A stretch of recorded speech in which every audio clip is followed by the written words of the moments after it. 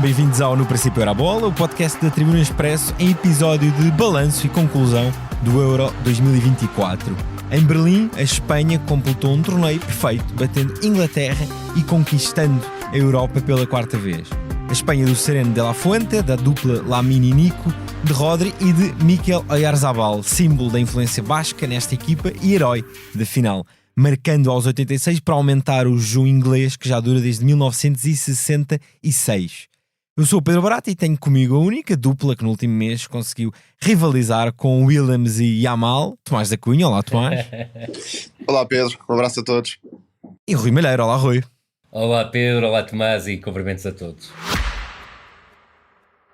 Subscrever o Expresso é ter acesso à melhor informação, a uma vasta oferta de conteúdos exclusivos e à opinião de referência. Subscrever o Expresso é tornar-se membro do nosso clube, poder ser voz ativa de uma comunidade informada e beneficiar de vantagens exclusivas. Subscreva o Expresso em expresso.pt/digital. Expresso. Liberdade para pensar. Seria impossível trilhar um caminho mais complexo do que o espanhol para alcançar o troféu em Berlim. La Roja superou a Croácia, terceira do último Mundial e quarta do anterior, Itália, campeã em título, a Alemanha, a anfitriã e a seleção europeia mais ganhadora da história, a França, a vice-campeã do mundo, culminando a Inglaterra, a vice-campeã da Europa, neste caso a bi-vice-campeã da Europa, derrotada nas últimas duas finais. Tomás, por este percurso, pelo futebol que vimos, por nem sequer, por exemplo, ter ido nunca a penaltis, pela qualidade dos protagonistas, pela qualidade do coletivo, foi sem dúvida o triunfo da melhor equipa? Sem dúvida, e até diria que foi uma das melhores equipas da história dos europeus, porque repare-se no caminho que a Espanha fez, além dos 7 jogos, 7 vitórias, não foram 7 vitórias contra equipas menores no panorama europeu, foram contra as melhores seleções da Europa e em quase todas as partidas com um plano muito claro, com exibições individuais destacadas e sem aquele sofrimento brutal, como referias, de prolongamento ou penaltis, tirando o caso da partida com a Alemanha. E se quisermos em parte esta final, que foi decidida já perto do fim, mas com inteira justiça para o lado espanhol. Por isso, há aqui várias vitórias dentro deste coletivo espanhol. Uma delas é, sem dúvida, de Luís de la Fuente, porque era um treinador com um percurso de seleções jovens, mas algo questionado, até por não ter a grandeza de outros nomes. Portanto, fica também aqui a prova de que com competência e alguma coragem nas decisões é possível sair destacado neste tipo de competições, e basta olhar para o que foi feito, a aposta concreta em Lamine Yamal e a Nico Williams, a forma como preferiu com o Corelha a vez de Grimaldo e ganhou um lateral esquerdo que seguramente foi o melhor da competição e até acaba com uma assistência na final. Depois, em termos táticos, não só pelo plano base, que todos vimos, uma Espanha em 4-3-3 a controlar o jogo, a provocar situações de desequilíbrio para os extremos, mas também uma equipa pressionante e capaz de forçar erros, com diversos perfis dentro do mesmo 11, portanto, uma equipa muito bem construída por Luís de la Fuente e com ajustes táticos importantes. Ainda nesta partida contra a Inglaterra, da lesão de Rodri, saiu uma dupla que mandou no jogo espanhol, confundiu as referências de pressão de Inglaterra e trouxe Lamine Yamal para o centro, onde acabaria por desequilibrar. E naqueles primeiros 20-25 minutos da segunda parte é uma superioridade clara de Espanha e deu mesmo a sensação de que se Morata, se Lamine metem ali o e a partir segundo, dos tais ajustes do treinador, lá está. Exatamente, mas se nessa fase chega o segundo e houve oportunidades para fazer o segundo, seria possível ter evitado depois aquele sofrimento que também vem da qualidade do banco inglês que fomos falando. Rui, o Tomás falou nos ajustes espanhóis, não sei se entrando mais concretamente nesta final queres falar disso e também do excelente papel que um jogador como o Martín Zubimendi tinha jogado muito pouco ao longo deste torneio, entra para o lugar daquele que foi considerado o melhor jogador do torneio e de facto essa entrada conjugada com os ajustes de que o Tomás falavam acabou por virar a final para o lado espanhol. Nada contra o Zubimendi, bem pelo contrário, mas acho que o ajuste iria acontecer mesmo que o Rodri continuasse em campo. E foi um ajuste determinante, para o qual, obviamente, o Zubimendi acabou por ter um papel muito importante, porque se olharmos para a primeira parte do jogo, e a primeira parte do jogo roçou o suporífero, muito por culpa da estratégia que a Inglaterra montou para esta partida, praticamente um 4-4-1-1 em momento defensivo, quase a plagiar aquilo que a França fez diante da Espanha, com o Foden a encaixar no Rodri, com o Mainu a encaixar no Fabián Ruiz e com o Rice a encaixar no Olmo, o que fez com que a Espanha, apesar de tudo, não abdicasse sair desde trás, mas a procurar principalmente o Carvajal no corredor direito, para depois o Carvajal, já que o Shaw chegava muito atrasado, conseguia fazer alguns lançamentos até em profundidade, e de um deles resulta uma aproximação perigosa da seleção espanhola à baliza adversária, mas sobretudo a mudança ao intervalo acaba por ser determinante, porque o Foden perde claramente a referência a Rodri, andava à procura dele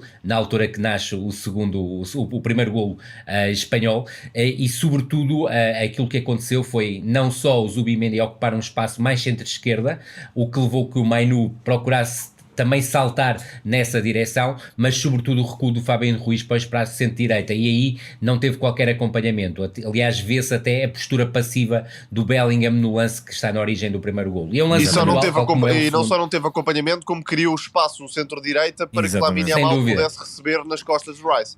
Esvaziou por dentro aquela zona onde Yamal apareceu.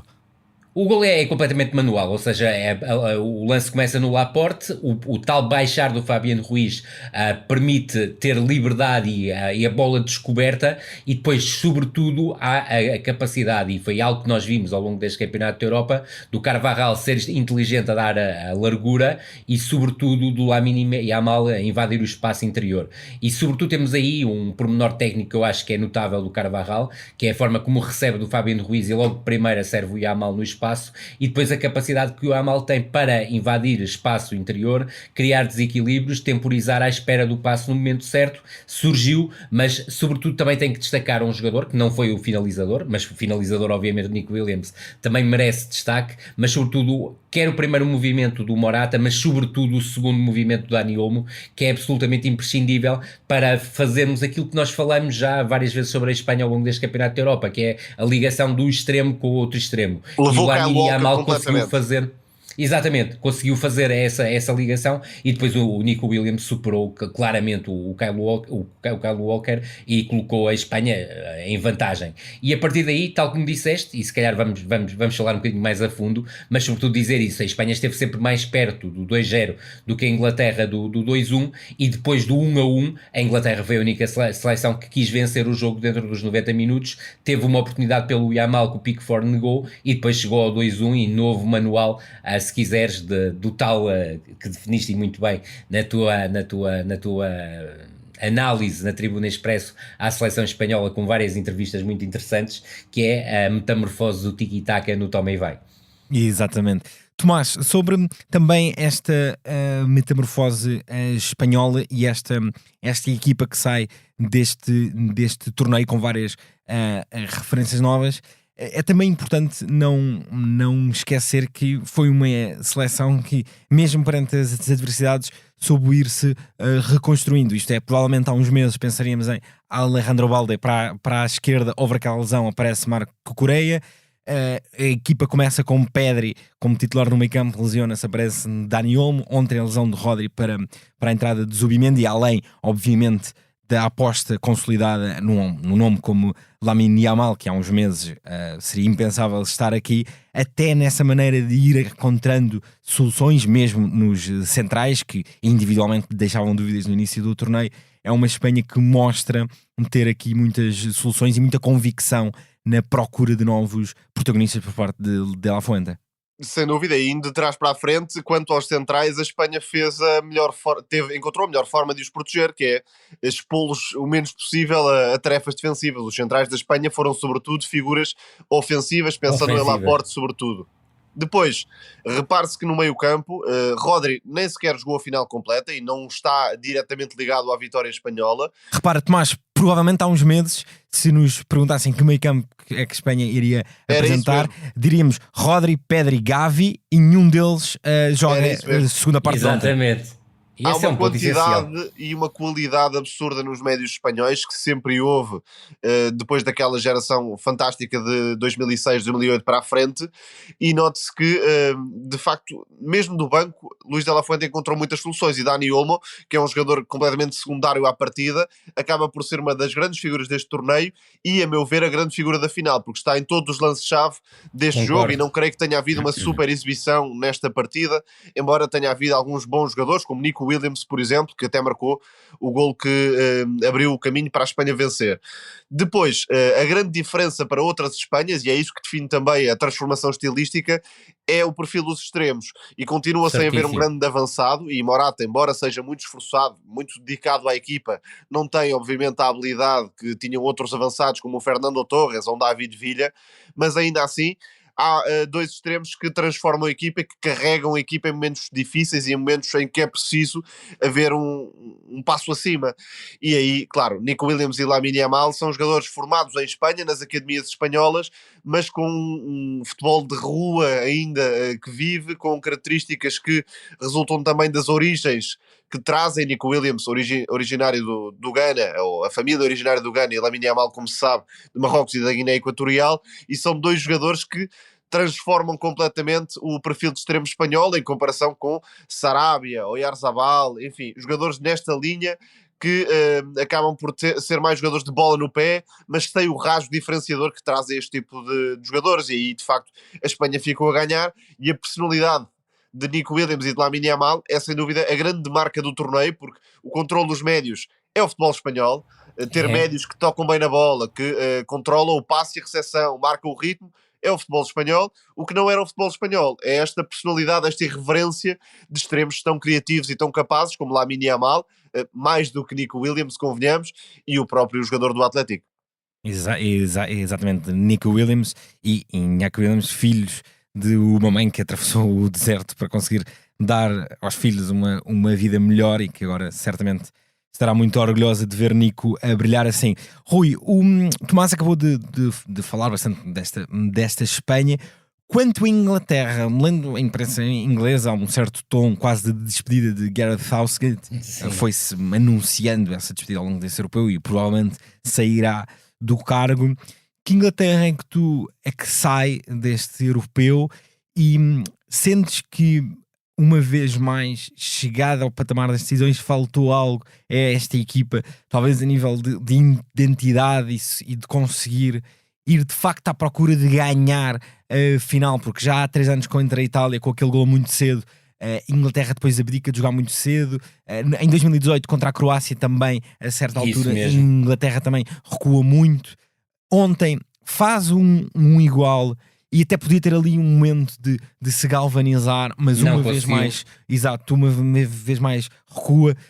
O que é que se extrai, o que é que se extrai desta Inglaterra, e também se quiseres olhar um bocadinho para o futuro próximo, e o que é que sai desta era Southgate? Mas olhando para o pós 1-1, aquilo que é mais ainda difícil de entender é a forma como a Inglaterra se conseguiu desorganizar de uma forma tremenda, ou seja, o lance do 2-1 prova que a equipa estava completamente com a cabeça já no prolongamento, mas com jogadores completamente a olharem para lados completamente distintos, uns preocupados com o espaço, outros preocupados com o homem, e acabou a Espanha por suplantar através do corredor central. É uma combinação absolutamente extraordinária, primeiro do Laporte, mais uma vez, o Laporte está na origem dos 2 golos, depois o Fabián Ruiz, depois aquela execução absolutamente brilhante do Olmo, a capacidade do Oyarzabal para abrir no Cucurella no corredor esquerdo, e depois do corredor esquerdo do cruzamento de primeira, apesar da tentativa de recuperação do Kyle Walker, que estava mal posicionado naquela altura no ponto de partida, mas que ainda conseguiu chegar ao ponto de chegada, mas não evitou o cruzamento do Cucurella para o Oyarzabal. Indiretamente à tua pergunta, eu creio que à seleção inglesa falta acima de tudo um treinador a sério, ou seja, eu não quero com isto estar a menorizar o Southgate. O Southgate entra para a história do futebol inglês como o treinador que leva a Inglaterra a 2 finais consecutivas de campeonatos da Europa. Isso nunca tinha acontecido. Aliás, a Inglaterra ainda não tinha chegado sequer a finais do campeonato da Europa, mas aquilo que se extrai, o sumo de uma ideia coletiva, é muito curta. Ou seja, o Southgate tem na primeira parte, se quiseres, uma ideia mais do ponto de vista defensivo, preocupou-se muito pouco em, por exemplo, procurar partir o jogo, em mesmo conseguindo encontrar algumas saídas em termos de reação à pressão alta de Espanha, foram sempre saídas baseadas no pontapé longo do Pickford, ou seja, um regresso atrás, e sobretudo aquilo que se nota é que esta seleção inglesa tem qualidade para jogar muito melhor, para ter um modelo de jogo muito mais consolidado, para ser uma equipa que é capaz de jogar em ataque continuado de forma sequencial e com boas combinações. Aquilo que se notou é que houve sem dúvida nenhuma uma evolução ao longo do torneio, mas era muito difícil que a Inglaterra mantivesse aquele registro inicial, principalmente das 3 primeiras jornadas, e mesmo assim conseguisse chegar à final. Eu creio que a Inglaterra chega à final obviamente por ter calhado no llado da árvore mais fraco, mais acessível, teve felicidade na forma como chegou. Agora, nós temos que olhar para o Southgate e sobretudo para quem como eu teve que fazer a cobertura da conferência prévia ao jogo, nota-se claramente que o Southgate não é tanto um treinador como é, por exemplo, o Luís de la Fuente. Ele vai muito para o lado do coaching capacitador, da liderança transformacional, que são especialidades que ele acabou por tirar e que acredita que fazem criar uma cultura coesa e positiva dentro do grupo. Eu acredito que haja essa coesão. Agora faltam outras coisas. E esta Inglaterra, com o talento que tem, com Saka, com Foden, com Palmer, com a Kane, com Mainu, que cresceu muito em termos de meio campo, com outros jogadores que vão aparecer. O Wharton não teve qualquer minuto no campeonato da Europa. Nem Anthony Gordon. Exatamente. Passou completamente ao lado do europeu. Isso é verdade. Um pouco chocante, tendo em conta a forma como a Inglaterra jogou coxa daquele lado esquerdo, muitas vezes. Sobretudo quando aquele lado esquerdo foi muitas vezes coxo e havia Anthony Gordon para deixar de ser. Eu creio que há uma coisa que marca Southgate e é uma coisa positiva, que é não olhar para estatutos. E isso contraria, por exemplo, uma imagem como a do Roberto Martínez, tendo ele muitos pontos comuns com o Roberto Martínez, nomeadamente a nível do discurso, ou seja, aquele discurso redondo, muito baseado nas questões do coaching. Agora, mas quer na meia-final, quer na final, não teve problemas em tirar Kane bastante cedo. Não, nem o Foden, e já nas meias finais foi assim e acabou por resultar. Pronto, há o fator aleatório no futebol, eu não gosto de recorrer, mas a verdade é que também existe sorte e azar no futebol. E ele acaba por ter sorte, quer no jogo das meias finais, quer no jogo dos oitavos de final, quando tirou o Foden a perder 1-0. Marcante e que descreve Southgate é que a Inglaterra esteve a perder em todos os jogos das eliminatórias. Certíssimo. É um treinador que prefere correr atrás do prejuízo porque não corre mínimo risco, expõe-se a esse tipo de situações e só depois há uma sensação de urgência e de libertação. E o foi golpe o que aconteceu e muitas vezes correu bem porque esta Inglaterra tem muita qualidade. Mas e tem muita qualidade no banco. Além de ter muita qualidade, tem muita qualidade no banco. E ontem voltámos a ver a finalização de Cole Palmer, é um jogador da mais absoluta elite. De eleição. É o meu jogador inglês preferido. Sei que, obviamente, que para a maior parte das pessoas não será, mas é o meu jogador inglês preferido. E ele mostrou porque é que é. A forma como eles conseguem criar um 3 contra 1 no início da situação na zona do meio campo, a forma como o Palmer vai buscar o Saka, como o Bellingham e o Palmer vão avançando no espaço, o Bellingham perceber que era importante entrar na área, o Palmer a perceber que com o Bellingham a entrar na área ele devia ficar fora para uma hipótese de uma segunda bola, é absolutamente extraordinária. Aquilo que me parece que vai ser o grande problema da Inglaterra é encontrar o sucessor para o Gareth Southgate. Se olharmos desde logo porque é muito difícil encontrar treinadores ingleses. Certo. Eu acho que vai ser difícil, sobretudo até porque quer Eriksen, quer Capello tiveram trabalhos marcantes na seleção inglesa, mas não chegaram a finais, e esse ponto é um ponto importante para a própria cultura britânica. Sim, o último treinador inglês a ser campeão em Inglaterra foi o Wilkinson no Leeds em 92. Antes da Premier League. Antes da Premier League. Portanto, um inglês nunca venceu a Premier League e, portanto, neste contexto torna-se muito difícil saber quem é que poderá pegar nesta e se tu olhares para os treinadores potencial, Eddie Howe, Graham Potter, mas nenhum deles deu o passo seguinte de ser candidato a título. Por exemplo, Tomás, mas vimos Potter a ter muitas dificuldades com a dimensão mediática e com a pressão de um Chelsea. Pois bem, o cargo de selecionador inglês é isso das 10, portanto é legítimo que questionarmos se Potter tem essa dimensão e esse estofo para um cargo desta dimensão. Pode ir para um caminho estrangeiro, porque repare-se, Claro que sim. Eriksen, Capello, são treinadores relativamente recentes na história do E futebol inglês. aí há um nome óbvio, que é o de Jurgen Klopp. Certíssimo. Exatamente. Acho que é o nome mais E poderoso. não esquecendo que o próximo europeu é a Inglaterra, portanto haverá Exatamente, aí ainda por cima. vontade de vencer. Inglaterra, Irlanda do Norte, Reino Unido, Escócia e Gales. Claro, agora aquilo que me parece é que o Klopp é o nome indicado sobretudo para trabalhar com esta geração, conhece grande parte dos jogadores por treinar com eles durante o dia-a-dia, conhece os outros jogadores porque os defrontou inúmeras vezes e obviamente é um treinador que tem uma cultura bem acentuada no futebol britânico, apesar da glória no Liverpool, é um treinador que se percebeu perfeitamente que é aceito por todos os clubes, creio que todos ficariam felizes. Agora não sei se é o projeto futuro que o Jurgen Klopp está à espera. Veremos. É certo que ele disse que o próximo ano seria um ano sabático e provavelmente há aqui um desfazamento de tempo. Como poderiam surgir, isto numa segunda linha, um nome como Ancelotti, mas Ancelotti continuará no Real Madrid, ou por exemplo José Mourinho, que também parece que poderia fazer sentido nesta seleção inglesa. Sim. Houve aqui uma série de equívocos opção de Southgate em termos de planeamento e de função de cada jogador. Por exemplo, Foden nesta final dedicou-se a marcar Rodri, foi o trabalho que Foden fez em campo. Um jogador que foi o MVP da Premier League e que decidiu ir para os jogos por qualidade individual. Tomás, já que estás a falar de nomes, acho que também, e para irmos terminando, seria interessante falar nesta questão.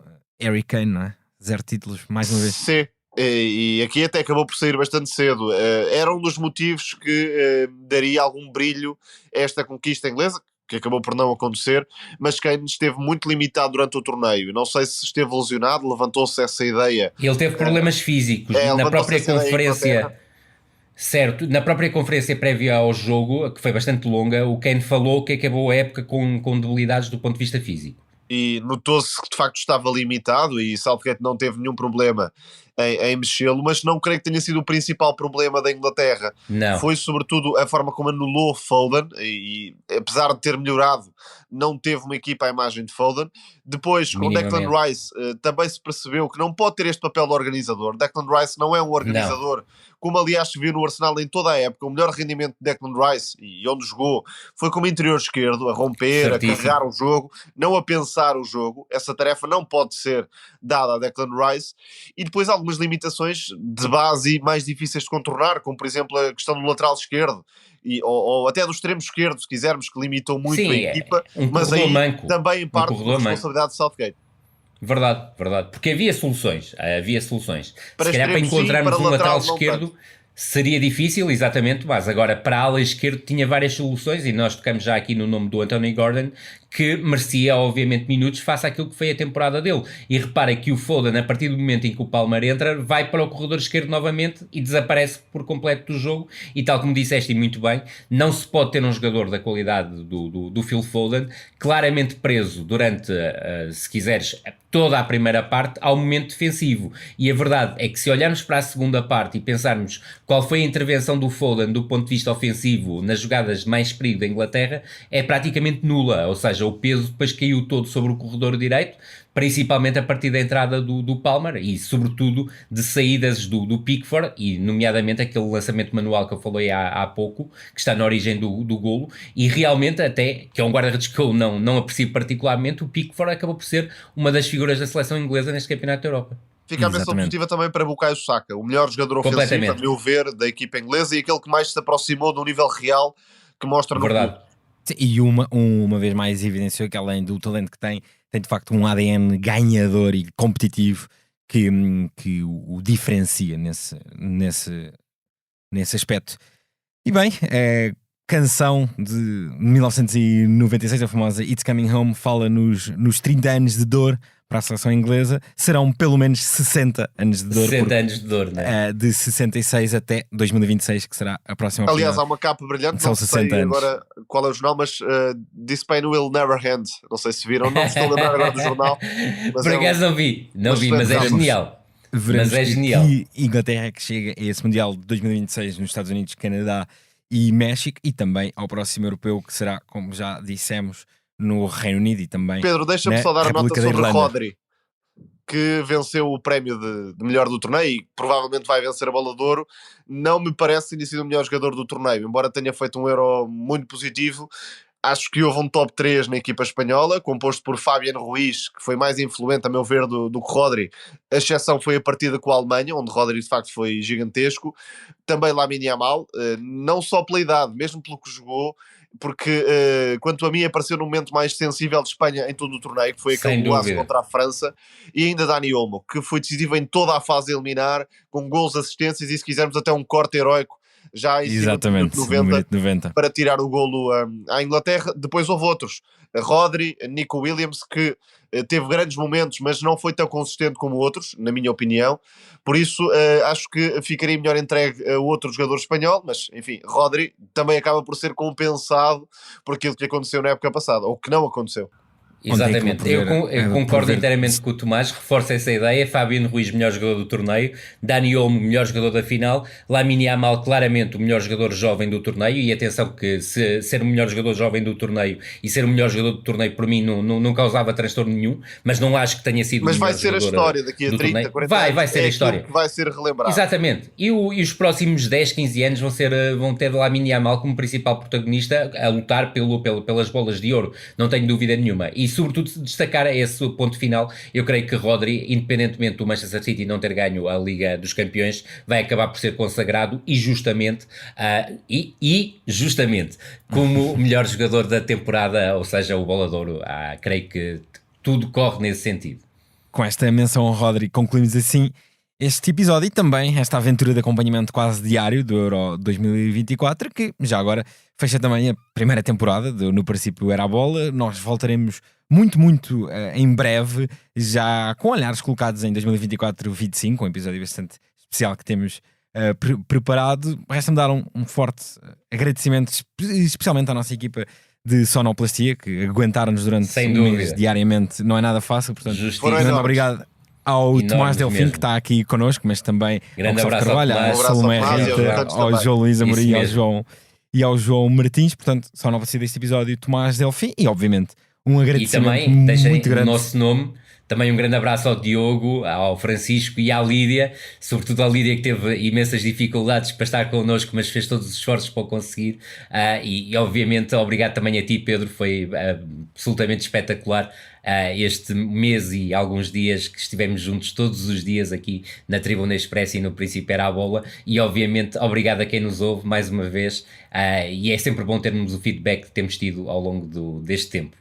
E só uma nota final, eu acho que, e além do gosto que tenho obviamente em fazer este programa com vocês, fica uma ideia de discussão que pode ser estendida e deveria ser estendida ao futebol português em geral e ao desporto português em geral, porque é possível discutir tendo a elevação e o gosto pelo futebol. Acho que é essa a mensagem que queria deixar, e um grande agradecimento a todos. Ideia reforçada. Obrigado também a vocês, Rui, Tomás, obrigado por estar aí desse lado. Como disse, voltamos muito em breve, já a olhar para 2024-2025. Obrigado.